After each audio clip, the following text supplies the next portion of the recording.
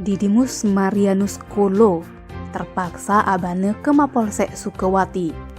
Ia tepukine di sisen rurunge pas punyah di Jalan Raya Sukawati, Desa Sukawati, Kecamatan Sukawati Gianyar, Dugas Rabu 12 Januari sawetara jam 7 semengan. Kapolsek Sukawati Kompol Imade Aryawan Penyelasang Didimus ane asalnya uli Kupang ento subet tepukine sing enten di tengah mobil Avanza warna selem DK1714ABC. Masyarakate ane ningalin lantas ngelaporan ke polisi ulian kadene korban tabrakan. Ia lantas abane ke Mapolsek Sukawati. Keluarga korban masih hubungine. Ulian punya.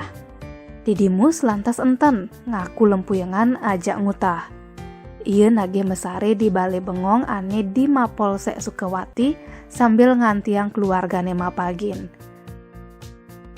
Tim Bali Express ngelaporang.